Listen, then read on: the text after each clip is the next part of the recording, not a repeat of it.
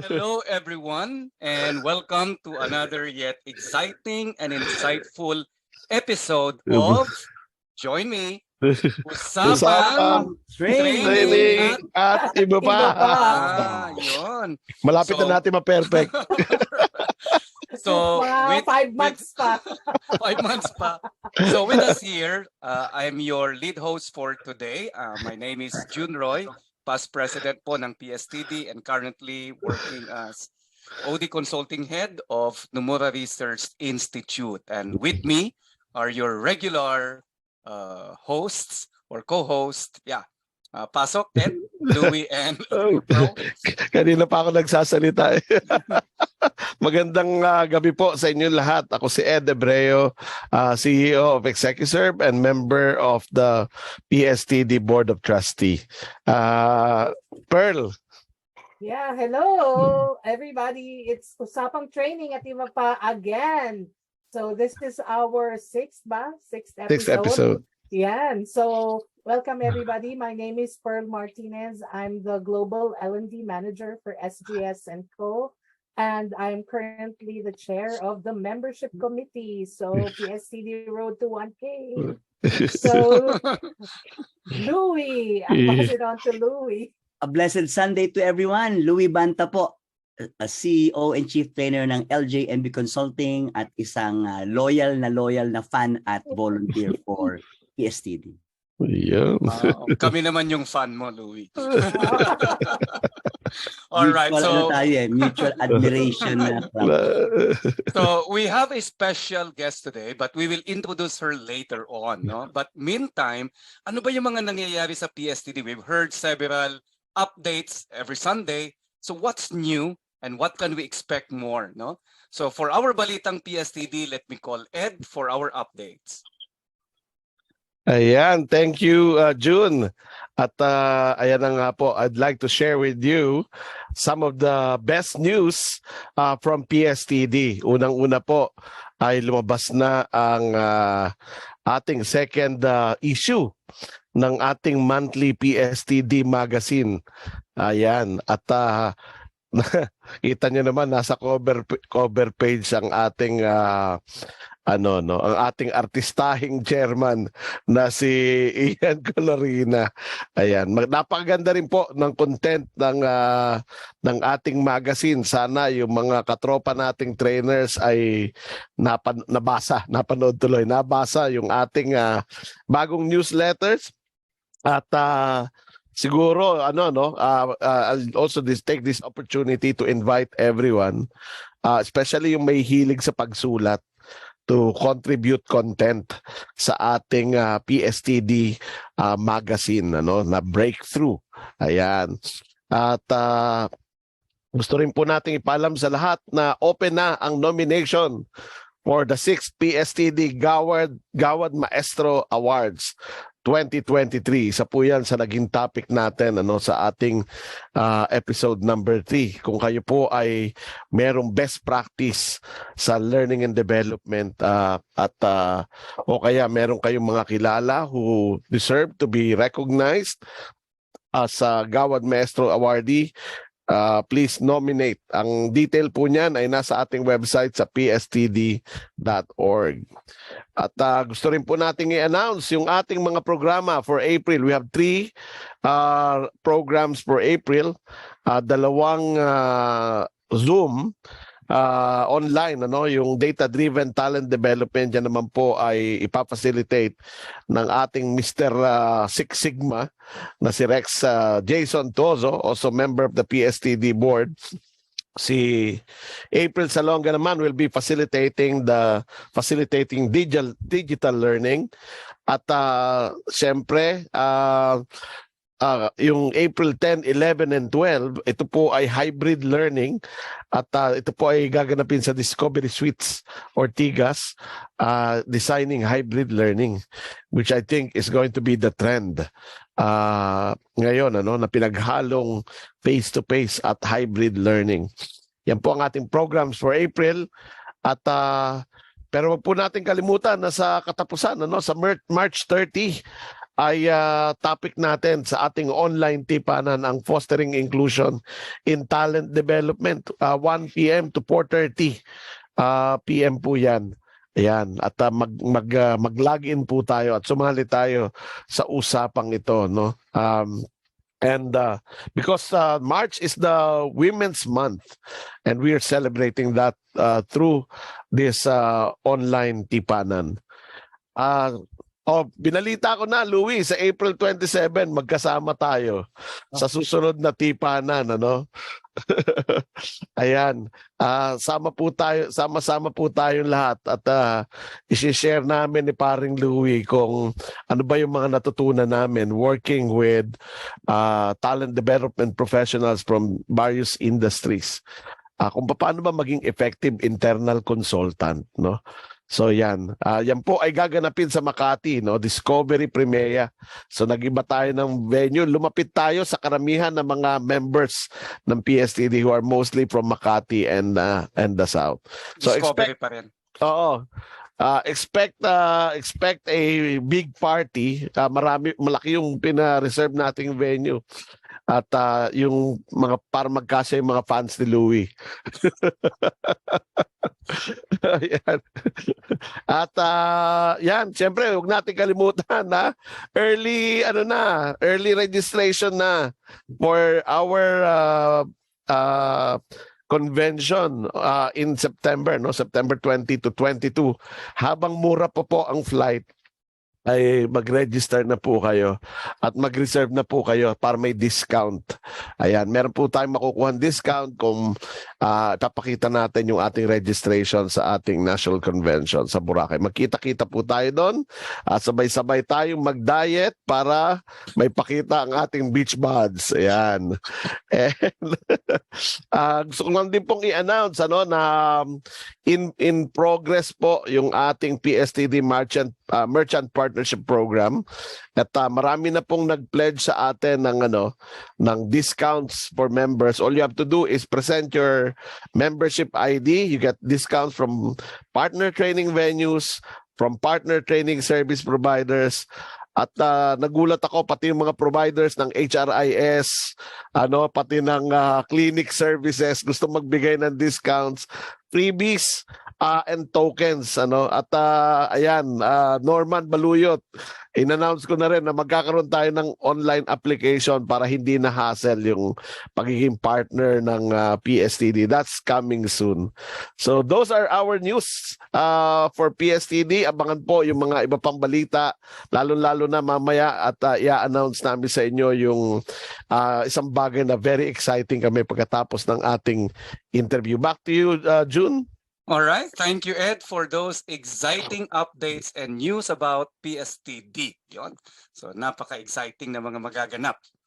And our topic for today is really certified hot, no? Yung title pa lang kasi, What's Hot in the Workplace L&D. So, what we will be sharing to you through our speaker is the result of the global survey. And then, ano yung Philippine version yan? And then there's also a survey done by PSTD. And most importantly, towards the end, the practical insights out of this, no? Ano ba yung implications nito sa atin? What tips can our speakers share so that we can end up not only knowing about the data, but also what we can apply in practice. So today, we have invited a very special person. She is the head of our Research and Publications Committee. She is also outside of PSTD. Part-time part-time yung PSTD. Full-time, she's working as a Training and Consulting Division Director of Profiles Asia Pacific Incorporated. She graduated from UP Diliman for both her undergrad and master's degree. And nahihiya man siya at ayaw man niyang aminin, she recently earned her Ph.D. in OD. How many people do you know in OD who have PhD? Konti lang yung kilala ko. And one of them, I'm proud, is our speaker for today. So, ladies and gentlemen, let's welcome our speaker for today, Miss Abby. Hi! Thank you, June, for that very warm introduction. Nakakakaba naman yan. Thank you so much. And welcome everyone in our session for today. Napaka-hot talaga ng topic today, June. All right. Thank you, Abby. Sorry, hindi ko nabanggit yung apelyido. Tongco. So, Miss Abby Tongco, no? So, Abby, siguro yung unang tanong is, ano ba itong survey na ito? So, if you can walk us through very quickly, what's this survey all about? No? Sino ba yung nag-conduct? Sino ba yung mga nag-participate dito? And then overall later on, ano yung naging result? So, siguro walk us through lang muna doon sa initial question. All right. So basically this survey that we're talking about, it's entitled the LND Global Sentiment. So this is an annual survey. It's actually by Donald Taylor.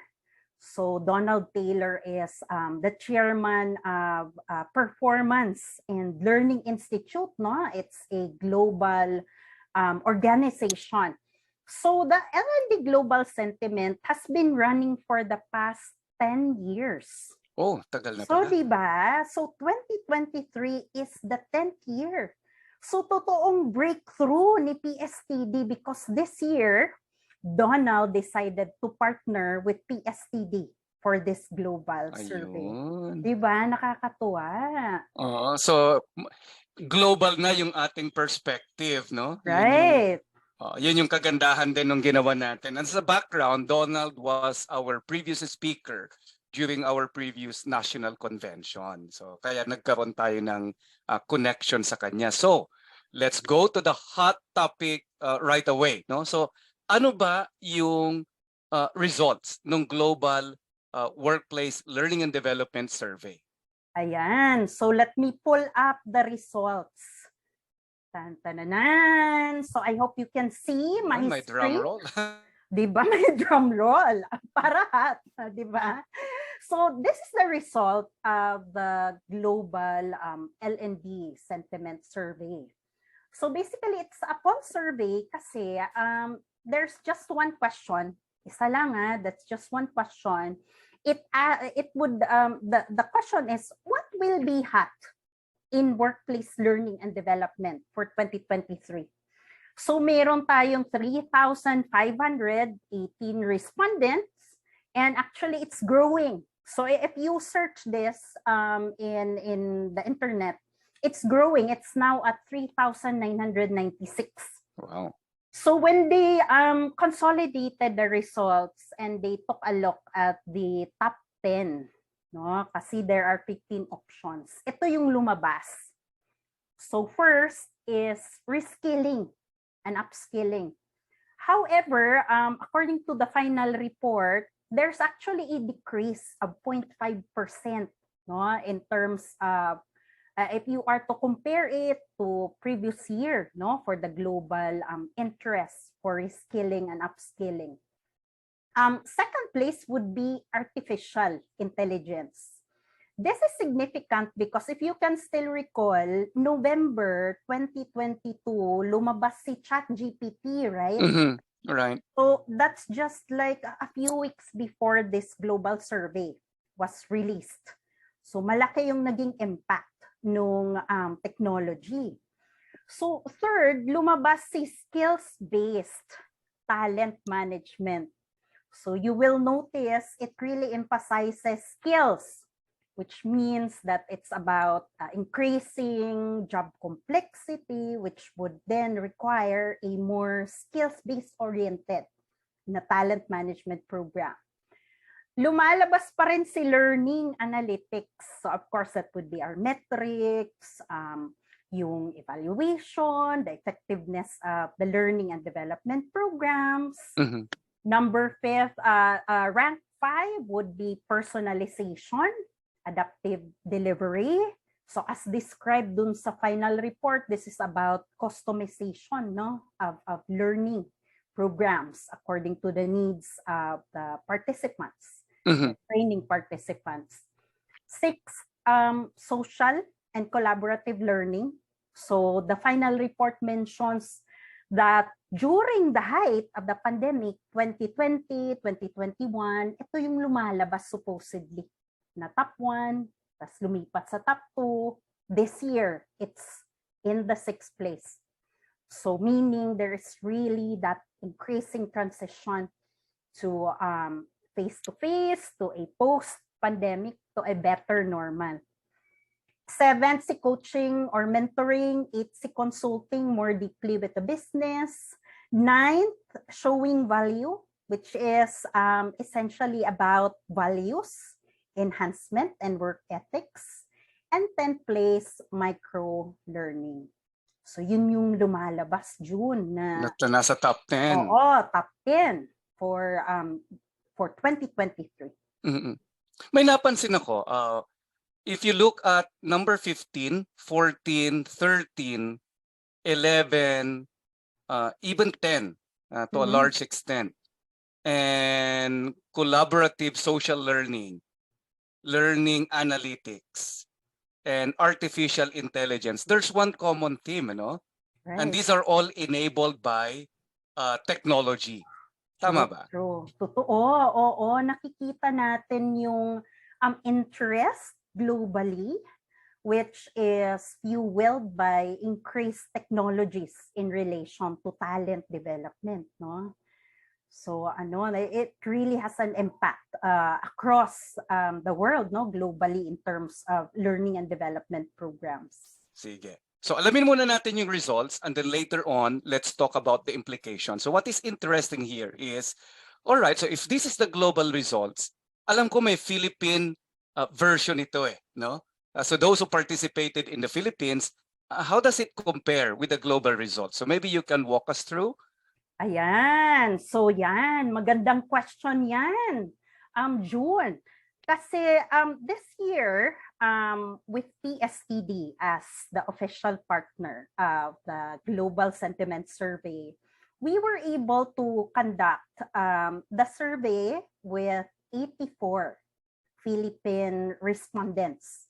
So since it's PSTD who basically ran the survey for this year, so we made efforts to make sure that those that we provided, the links are truly L&D practitioners. Ito yung interesting, no? So kung mapapansin nyo sa screen, yung green, so that's the Philippine data. Malaki yung difference. And it's very interesting. You can see that for the Philippine data, ang lumalabas na top 3 are the following: artificial intelligence. Second is learning analytics, which is only in the 4th rank dun sa global data. And the third is the learning experience platform, which is rank 11 sa global na data. No?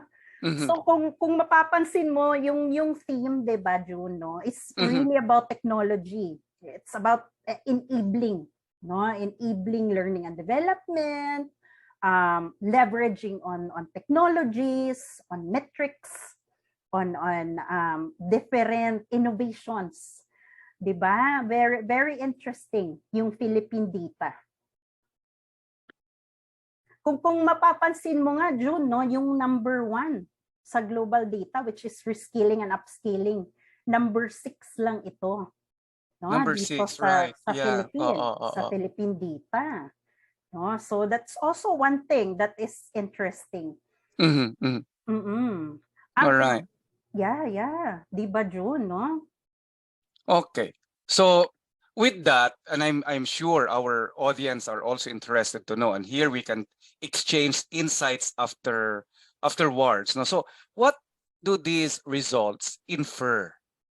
Yan, okay. Ano yung ini-infer, no? Or what can we infer, no, from the results? Before I go through these inferences, no, I'd like to share a caveat first. Okay, caveat muna tayo. Since the L&D Global Sentiment Survey is just one question only, it's a poll survey, we cannot correlate. There's no correlation that we can get. And since there are there's no screener question dun sa L&D survey, basically it's an open survey. So anyone who receives the link basically would be able to respond, no? You can also notice the way that the question was framed, which is just what will be hot in LND. So, minsan makakonfuse ka, no? Ano kaya ibig sabihin ng hot? Sikat, popular, or kailangan? So, yun yung True. caveat ko before I talk about the inferences. Now, the inferences would be the following. If we look at the global data, which says that the top 3 are reskilling, artificial intelligence, skills-based talent management, we can say the following, no, as inferences. Number 1, we can see that globally, jobs are evolving. And syempre, no, with competency needs shifting, so reskilling and upskilling continues to be hot across different countries. Number 2, we can infer the increasing utilization of AI technologies, right? That's why number 2C, AI, no, or artificial intelligence. We can also infer that dahil it's skills-based, kasi di ba sa Philippines, we talk about competency-based. Right. But here, we can see mention of skills-based. It's telling us that all across the different countries, jobs are becoming increasingly complex and thus a need to shift towards skills-based training. If we now look at the Philippine data na panay technology, AI, learning analytics, learning experience platform, we can infer the following. We see here a fascination with technology, right? Yun yung common theme ng top 3, right? We can see here a seemingly, ito yung FOMO, or fear of missing out, no? Probably this could be attributed, kasi di ba if you can recall, 3 years ago, when the ACQ was mandated all across, no? So we struggled when we had to transition to remote work technologies, remote learning technologies, for example. Medyo hirap tayo that time, which means now that as we are seeing new technologies coming in, ayaw nating maulit yun. Right. We don't want to be the last to know about these technologies. Nagulat nga ako, June, no? There was this one time, anak ko, grade 7, tinututor ko siya, no? And then he was asking my help to video about this particular mental health na video, mag-interview.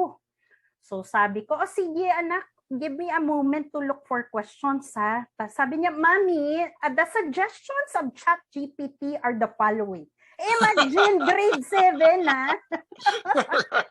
Ako, magtitake a moment pa si Mommy siya, no?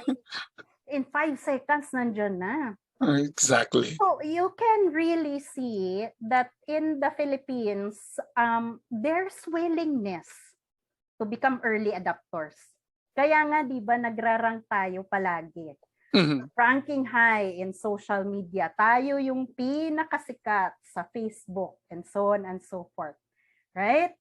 So, napaka-prevalent nung interest natin na sumakay sa technology, na matuto, mag-cope, which is a good sign, no? Which is a good sign that we are ready as long as the handles are there, as long as there is support that is there. So, sasakay ang Filipino, no? Pag may support. All right.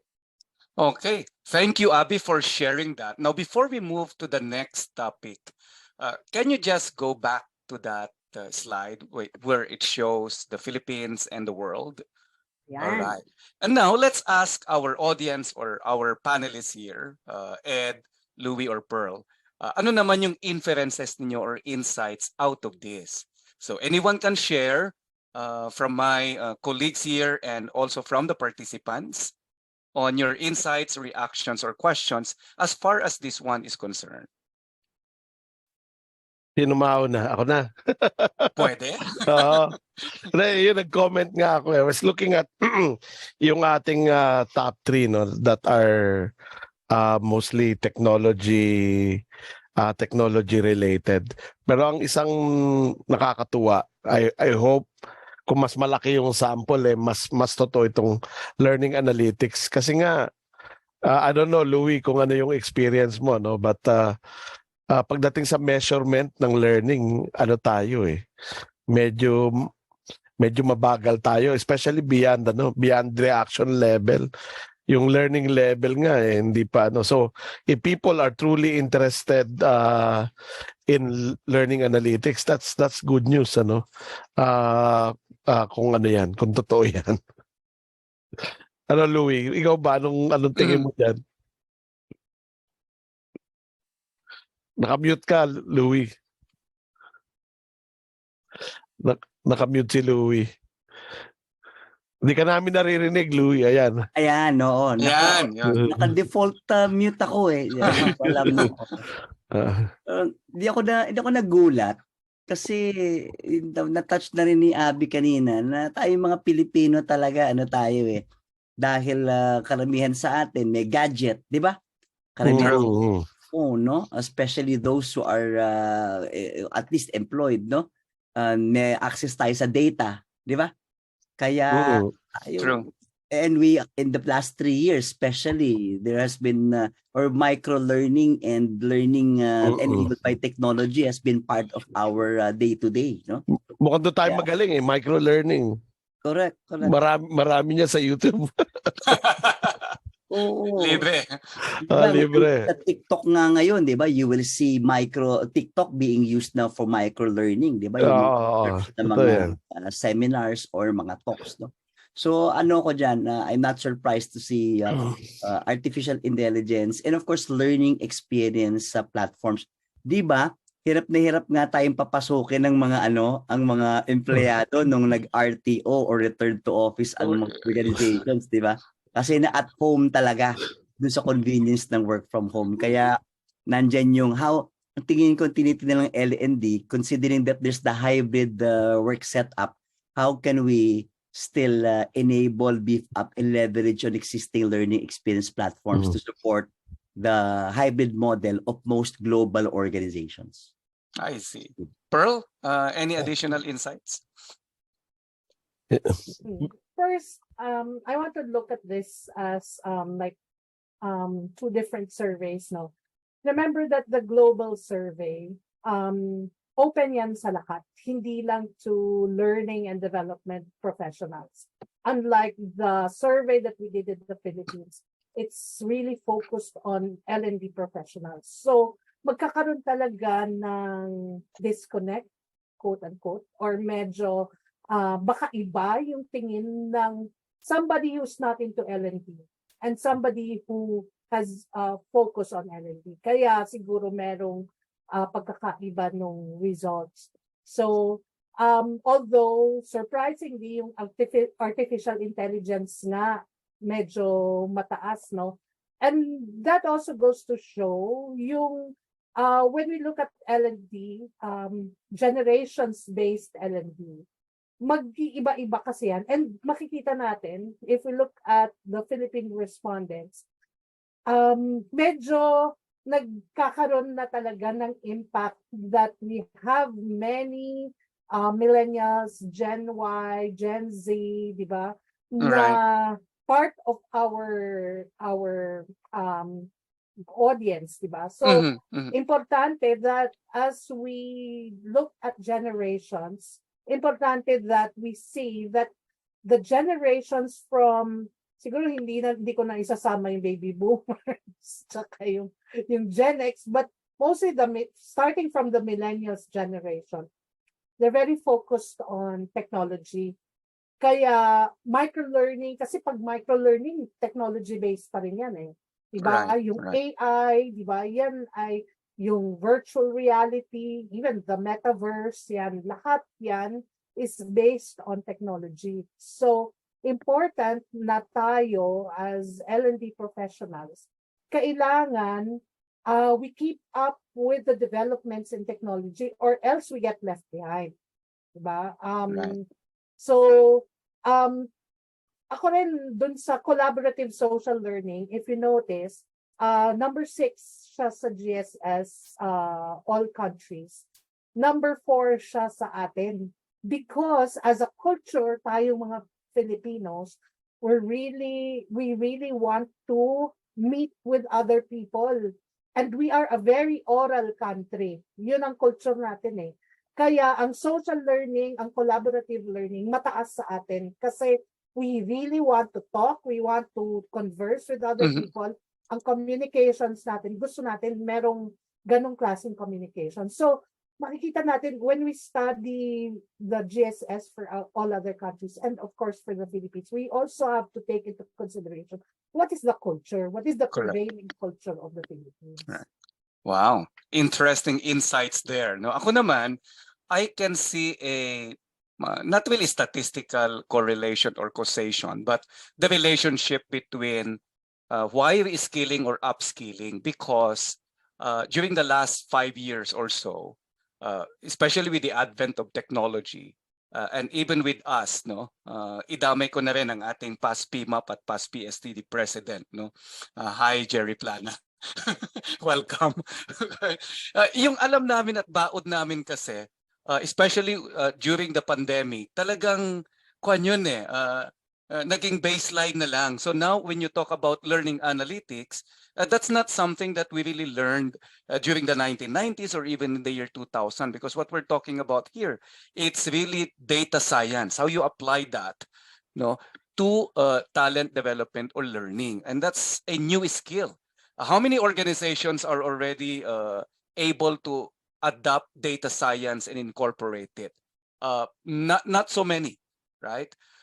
If you look at the entire population of the business enterprises, same with artificial, nag-uimpasa pa lang tayo. So my feeling is that we need to reskill and upskill simply because of all of these developments and trends below, no, yung artificial and anything that has something to do with technology. We also have interesting insights here before we move to the next question. Ang ating suki sa PSTD, Miggy, given these groundbreaking results, how can we implement AI as talent development professionals in our simple ways at work and even in life? Oh, magandang tanong. And ito yung naging conversation natin, no? With Marby, who is also here. So, yeah, Abby, you want to answer this quickly? Although mayroon tayong implications later on. Yeah, that's true. Oo, maraming pwedeng gawin, no, to incorporate AI as we develop our learning programs. Marami tayong content makukuha from ChatGPT. Later on dun sa implications, we can see learning and development practitioners integrating AI technologies as they train people how to cope, no, with various skills and competencies.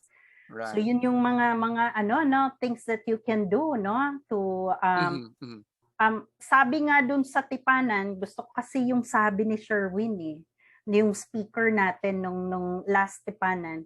It does not mean that because you're using AI, you're not using critical thinking. Correct. All the more that you use critical thinking. Kasi ang daming pumapasok na information. And you need to be able to screen. Right. So it expedites your research, but at the end of the day, ikaw pa rin yung mag-i-integrate. Ikaw pa rin yung magbabalidate. Di ba? Right. No? Right. All right. So for information also, Miggy and all the others who were not able to attend our AI topic during a previous episode. So there were, you can say, actionable insights that we agreed on. One, it's mapping all of these AI technologies out there. So you can also do that. Because when you have a map of what are the AI available tools and technologies out there, that can be a starting point, which one you will use. The other one is also putting together a governance policies to regulate also the use of AI, no? Because it might present certain risks, no?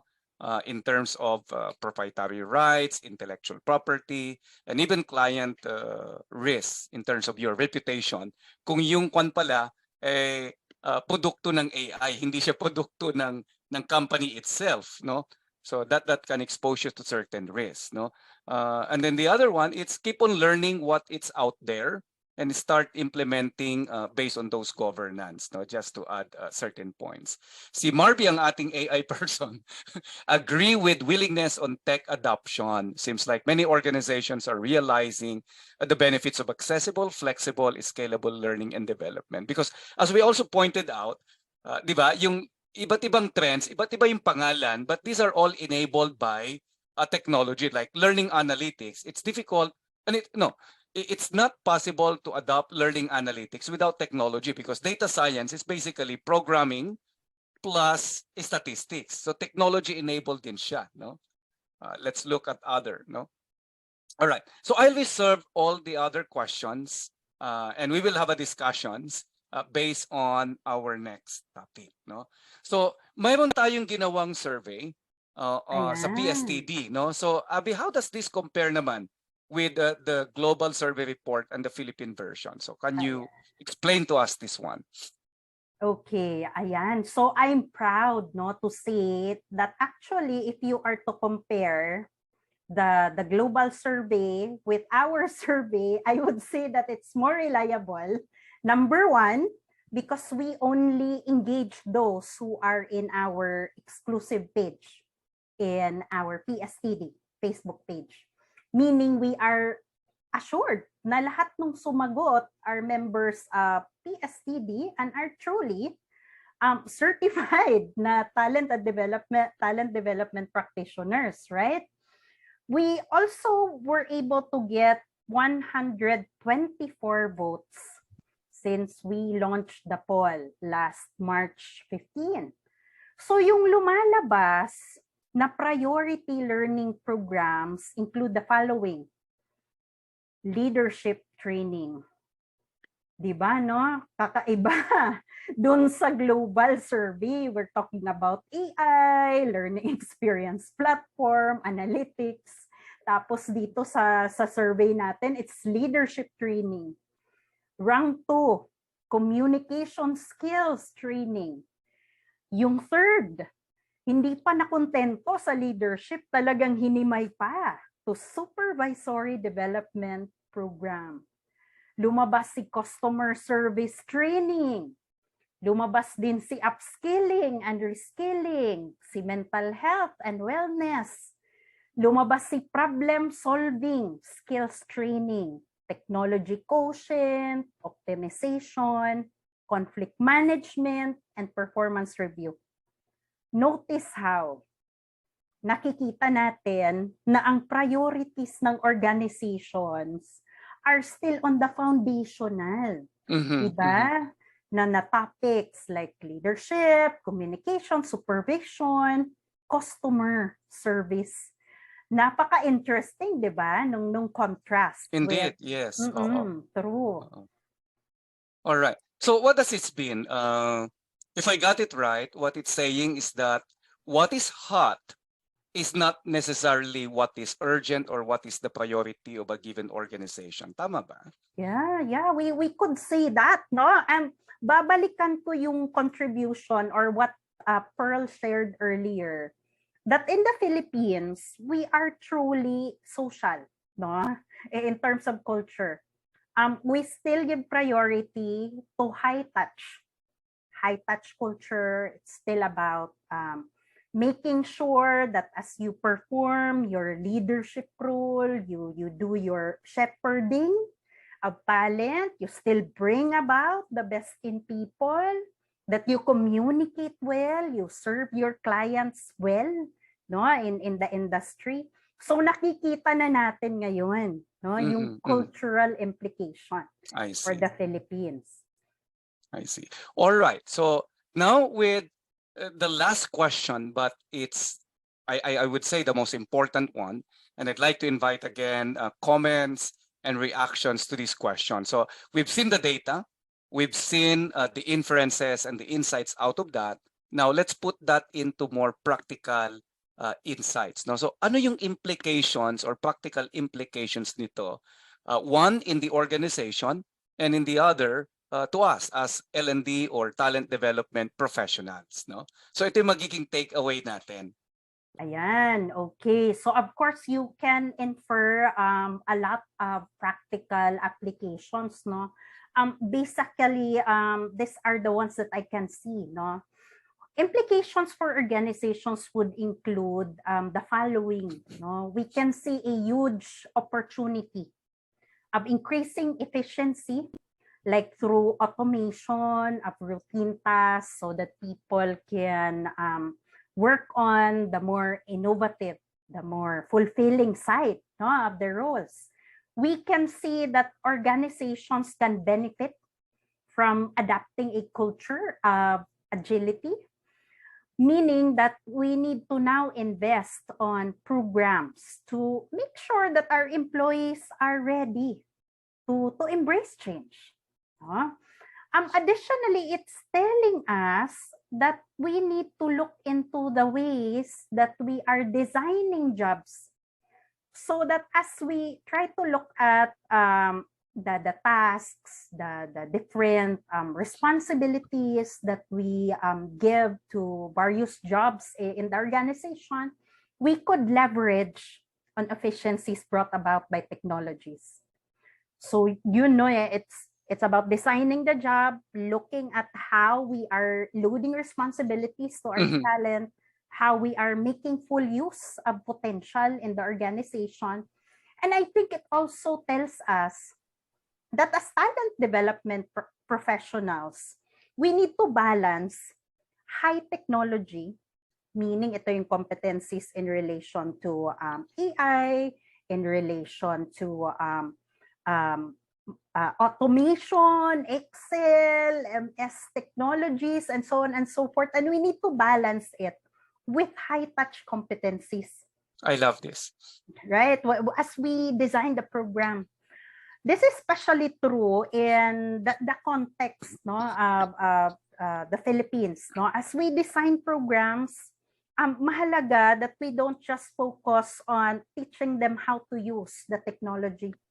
We also need to be able to create that awareness, no, that hunger, that curiosity, no, to adapt the technology, that it's going to be that's going to make their lives easier. It's making their jobs lighter, right?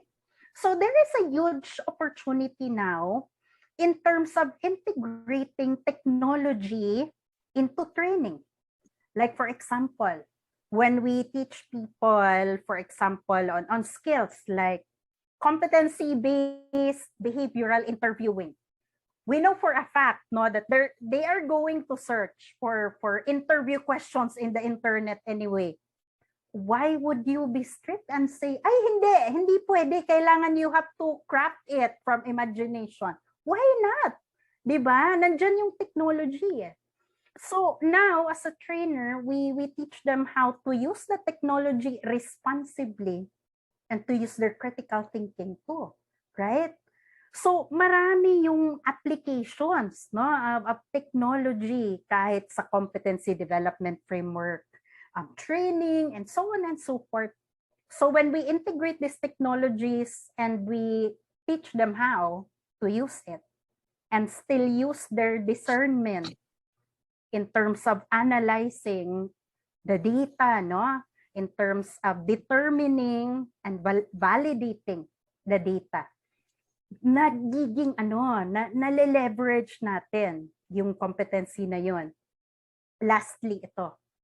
I believe that talent development professionals have a moral obligation of increasing talent's awareness that they need to upskill, that they need to go, that this is not something that they should be afraid of, that this is not something that will take away their jobs or steal their jobs, but this is something that would help them to save time on otherwise time-consuming, manual, boring, sometimes repetitive tasks, so that they can work on things that only them, no, sila lang yung makakagawa. So it's really humanizing jobs, right? So Like, those are the things, no, that I see as implications. mhm, mhm. In short, Abby, what you're saying, especially here, is that although what's hot does not necessarily determine what's needed, but you can integrate what's hot to address or enhance the implementation of urgent priorities. Right, right. And then in Oo. relation to that, Miss Maribel Maglipay, Mentor M, welcome. Maganda yung tanong ni Sir Jerry Plana, no? So this is maybe related to the high touch kasi ang tanong niya, is there anyone in the list of what's hot that is not technology dependent? Mayroon nga ba? Wala. It's Wala. difficult now, no, to Oo. have a learning and development intervention without leveraging on technology. Meaning if we can do mentoring and coaching without technology, right? We can also leverage on technology like your I see. coaching logs, right? Oo. Oo. I see. Pwedeng magawa ng walang technology, pero mas maganda kung gamitan mo na ng technology. Right. Even yung right. consulting more deeply with the business, yung pag-build mo ng business case for your initiatives will need data. Mm-mm. So, mas maganda yung paggamit ng technology. Right. Yeah. Actually, ngayon, dumating na yung co-pilot ni Microsoft, no? I mean, just put all your data in the Microsoft Office software and then nag-generate na niya. Like, kunyari, meeting agenda, based dun sa mga notes mo, gagawa na siya ng meeting agenda, ilalagay na niya sa Outlook. And then from your meeting notes, gagawin na niya ng PowerPoint. So, it integrates everything in Microsoft. So, sobrang amazing yung pagdating ng co-pilot. All right. Sir Jerry, if you don't mind putting you in the spotlight, what can you say to that? Kasi maganda yung tanong ninyo eh. Especially for those who have been like us, no? We've been doing training without so much use of technology before. So I also have that question. And so you heard these reactions and even Mentor M saying that, yes, but technology can make it better. Yeah, can you hear me? Yes, loud and clear. Yes, yes. I just wanted to, just a very brief ano lang, my own personal inference from this, no? Kasi apparently, when you show the Philippines, sabi natin yung foundational, tinatawag nating foundational, yung top of the list leadership and things like that. This one. Yes. And then the survey that you mentioned that it's heavy on technology. Mhm. The feeling I get is we're not comparing apple to apple. Because this list that we're now seeing, is really the content. This is the content of what our L&D practitioners saying. This is what we need. Technology, remember, is an enabler. Okay, so we can do leadership training and enable it with a lot of sophisticated technology, di ba? Ganun lang ano. This reminds me my own metaphor. Comparison here is public speaking. You know, we cannot be so enamored by technologies in the delivery and miss out on the content. Correct. Quality of the content. Para lang may PowerPoint presentation tayo, we're so enamored with all the technologies of showing all those visuals and we miss out on the content. So I think we need to separate this. This is like the Herzberg's two-factor theory. What motivates is you know what a set of factors that motivate is not the same as what is hygiene. No, these are two different things that causes job satisfaction or job dissatisfaction. Siguro ganun dapat ang treatment natin dito so that we can have evaluation on the content side. What are top priorities? Now, you know, technology, how are we, you know, responding to the use of technology, delivering this various content? Siguro ganun. That's my personal take. Anyway, you can react to that. Excellent insight there. Abby, you want to react to that quickly? I truly agree, no, that what we're looking here is really on the content na ito talaga yung mahalaga. I like what Sir Jerry was mentioning earlier. The technology is an enabler, but we shouldn't get lost, no? We shouldn't get lost kung ano dapat yung gist, ano dapat yung important. I love that part, no, of the sharing of insight ni Sir Jerry. Thank you. All right. Okay, so we can have one more reaction. If I can put into spotlight, if you don't mind, Kevin, you're very active in the chat, so you might want to share an insight, a takeaway, comment, or question from all of this. Hi, Kevin.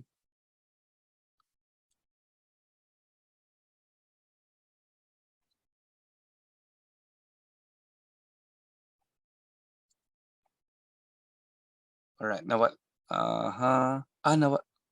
Oh, Kevin, all right, sige. So, sorry for, Kailangan i-on ni I don't have a mic. No, wala siyang mic. But thank you for all the insights that you have shared in the chat, no? And same with me. Nakaka-relate ako kay ano eh, kay Kevin kasi I also get invited to run training sa government at saka sa mga NGO na yung yung what's considered high tech is si PowerPoint and Excel. doon pa lang yung high tech. Kasi so ibig sabihin eh, just to take them up to speed doon is already a challenge. Eh di lalo na yung ano no, when we start talking about AI and all this other technology, I guess as talent development professionals, we adjust based on the unique needs of our audience. All right. So with that, ang ganda ng mga insights coming not only from Abby but also from our partners here and from the audience. And then nakita rin natin no na what's hot is not necessarily what is needed, but still we can integrate both. And in terms of data, we also agree with Sir Jerry na magkaiba yung kanila, no, yung trajectory of the results, but still we can make meaningful conclusion out of both, no? So the question now is based on the practical implications. So what do we do now, no? With all of this. So narinig nyo yung mga reactions, narinig nyo yung mga comments from both articulated here verbally and in the chat. So our challenge to our audience, to all of us, is really to keep on upskilling, to use no the term of the global. Be mindful of what's out there so that we can continually enhance the experiences and the growth of our organizations, including ourselves. We're about to end, but wait, there's more. Because since we're talking about research, and there is something that we are brewing, probably the first in the Philippines. Abby, want to talk about an exciting event that's going to happen in our country? Yes, so PSTD is launching a hot research initiative. So we will be having our first talent development research conference, wherein we will be inviting researchers in the field of talent management to present their researches. So it becomes an avenue for them to take part no, in building new knowledge in relation to talent development. Kasi nga, di ba, just like what Pearl mentioned earlier, sa Philippines, iba talaga yung culture. Iba yung context natin. Which is why we will be sharing this video teaser. Ayun, hindi tayo prepared, ano? May video. Hindi naman. We will share this video teaser about our initiative. Wag muna kayong aalis.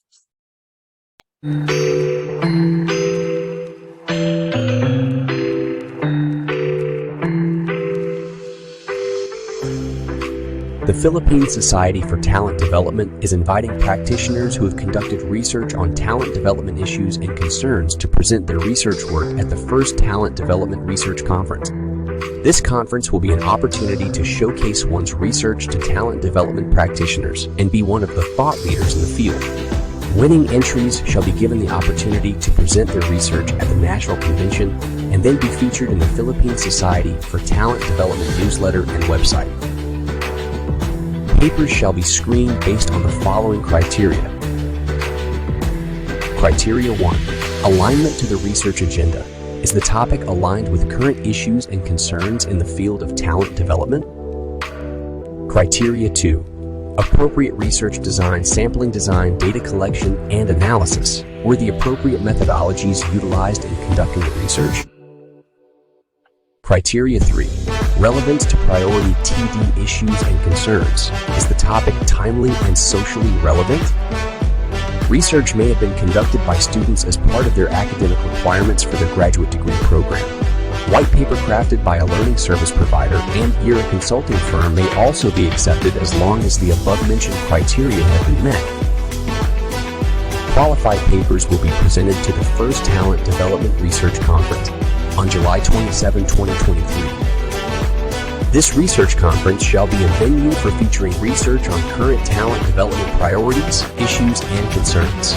This conference aims to elevate the profession by becoming the go-to org for talent development best practices to elevate the profession in the country. Submit your research abstract before April 15, 2023 for a chance to be one of the thought leaders in the field of talent development in the Philippines to the professional team.